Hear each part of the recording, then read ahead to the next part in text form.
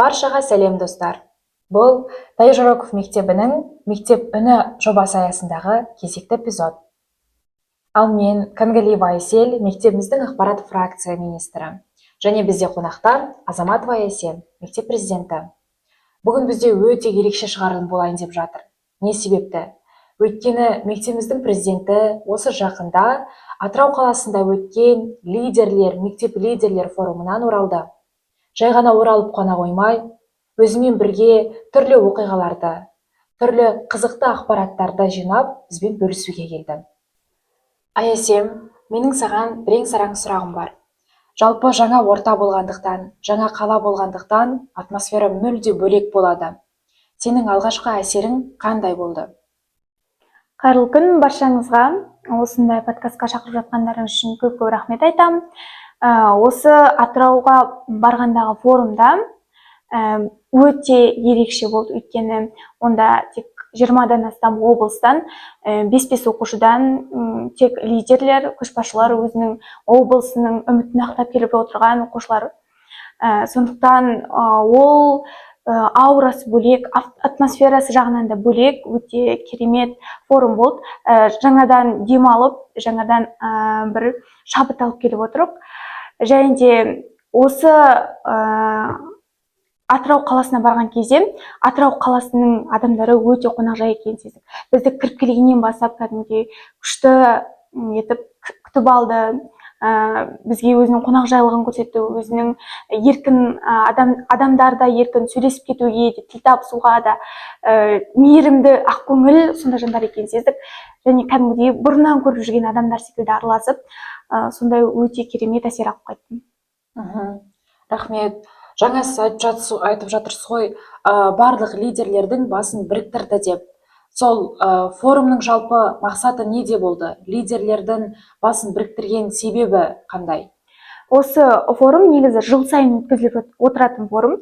Әр облыстан жаңағы айтқан 5 бағыт бойынша 5 оқушы келеді. Біз сол форумға барған кезде 5 бағыттың оқушысы 5 жаққа бөлініп кетеді. Бұл форумның негізгі мақсаты сол оқушылардың басын біріктіру. Яғни сол әр бағытында келіп отырған оқушыларды, әр облыстан келген, әр бағытта келіп отырған оқушыларды өзіне біріктіру, оларды шабыттандыру, оларды таныстырып, алға қарай жетелеу. Яғни сол мектеп өміріне араласып отырған оқушылардың сол мектеп өмірін жандандыруға, әрмен қарай өзінің үлестерін қосуға үлкен талпыныс беру. Керемет.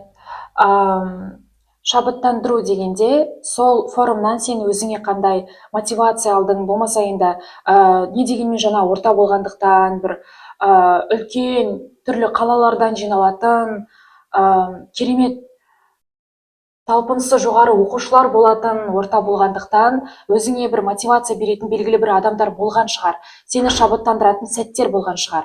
Бөлісе өтсең.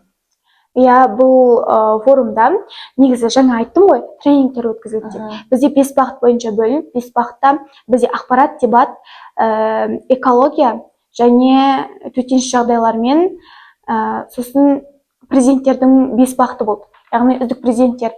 Сол 5 бағыт бойынша мен ақпарат фракциясы бойынша бардым. Алдыңғы жылы президенттер сайысына барған кезде мен сол ақпарат фракциясын қорғап, өзінің ақпарат фракциясына сертификат берген болатым маған. Яғни алғыс хат алған болатымын ақпарат фракциясы бойынша. Сол бойынша мен таңдап алды, сол жарыс бойынша. Және де бұнда бізде осы 5 бағытқа бөлген сәтте бізде ақпараттың өзін 5 оқушыдан сол топтарға бөліп тастады. Бөлген кезде бізде тренингтер өткізілді. Яғни сол дебаттың тренингіне кірдік біздер. Сонда Аружан деген сол атыраулық 4-ші курс оқитын, сол дебатпен айналысқан, қазіргі таңда түрлі кубоктарды жеңіп алған, бас жүлделерді иегерген үлкен Аружан деген апай болды. Оны біз еркін бірден тіл табысып кете алдық. Ол кісі бізге өзіміздің білмеген, өзіміздің әрмен қарай жетілдіретін бағыттарымызды түсіндіріп берді. Яғни біз дебатты қазір пікірталас немесе жай ғана пікірталас, ой бөлісу, өзіміздің позициямызды қорғап шығу деген нәрсені айтсақ, ал ол кісінің ойлауы, түсінігі жалпы қалыптасқан, өйткені ол уақытта университетте, яғни институтта, ода ол болды, алатын кубогын алды, бірінші курсын, яғни бірінші орын оған енді қызық емес деген сияқты ғой. Бірақ ол қазір дебаттың азартына кірген адам сияқты. Дебат ол азарт, дебат ол талпыныс, дебат ол деген секілді, дебат ол кәдімгідей өзінің бір қалауы деген секілді, өмірінің жартысы секілді көретін адам. Біз сол адамнан өте қатты шабыт алдық. Қазіргі таңда бұл адаммен кездесуіміз жай болған жоқ, яғни бізге тек қана жай ғана берілген жоқ, бұл бізге бір үлкен мүмкіндік берді. Және артикуляциялық жаттығулар біздің тіл жағымызды қыздыруы арқылы, яғни біздің дебатқа қатысардың алдында қандай жаттығулар жасауымызға болады, қандай нәрселерді біз білмейтін тұстарын әрмен қарай түсініктеп өте қызықты болды ондағы адамдар. Және біз естін сол Атырауда сондағы адамдармен, танымал адамдармен кездесу болды. Яғни бізде сондағы адамдар өзінің көптеген жерлерді аралап келген, көптеген жерлерде болған, яғни және де бізге өзінің белгілі бір ақылдарын, кеңестерін айттым. Сол адамдарға қарап біз үлкен шабыт алдық, өзіміз алдағы уақытта да сондай боламыз, одан да асып түсеміз деген мүмкіндік ойлар түйдік. Және олардың бізге деген артқан сенімдерін, үміттерін көре отырып, біз өзімізге үлкен жауапкершілік алдық. Олардың артқан сенімдерінің өзі сізге шабыт болды, иә? Енді көрген адамды көз, көрмеген адамды сөз қалады деген бір керемет сөз бар біздің қазақта. Жалпы осы форумның бәрін көрдіңіз.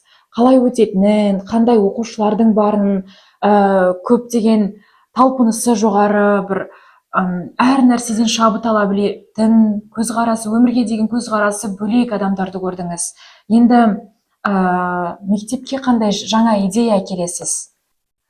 Иә, яғни бұл форумды көргеннен кейін өзіміздің мектепке енгізу керек, немесе алдағы уақытта өткізетін көптеген шараларды ойымызға түйіп келдік.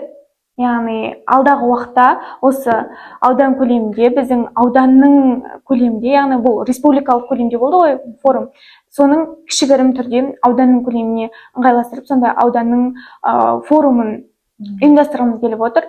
Және де дебат бағытында көптеген шараларды әрмен қарай ұйымдастыру керектігімізді түсіндім.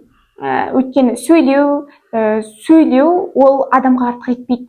Яғни сөзді жинақтай алу, сөзіңді ойыңды жеткізе алу, ол әрбір адамға қажет нәрсе. Сондықтан да бұл мектепке дебат артық емес деп ойлаймын.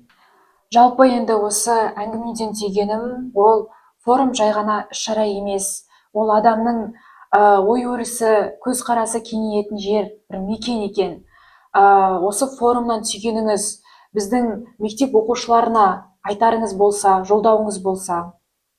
Бұл форумнан түйгенім көшбасшылық, яғни лидерлік, бұл әрбір оқушының бойынан табылады.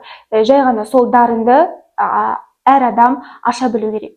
Және де оқушыларға, жалпы өзіміздің мектептің оқушыларына тілерім, алдағы уақытта да көптеген алар биіктеріңіз, асуларыңыз көп болсын.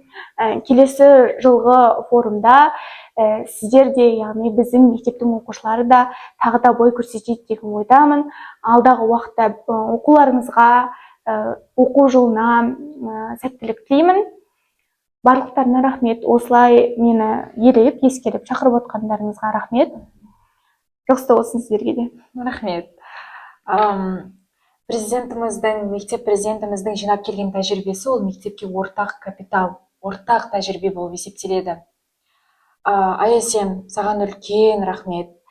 Осылай подкастқа келіп, алтын уақытыңды бөліп, бізге алған түйген біліміңмен, тәжірибеңмен бөліскенің үшін. Ал тыңдармандарға айтарым, біз қоштаспаймыз. Келесі кездескенше, келесі шығарылымда, келесі эпизодта кездескенше сау болыңыздар.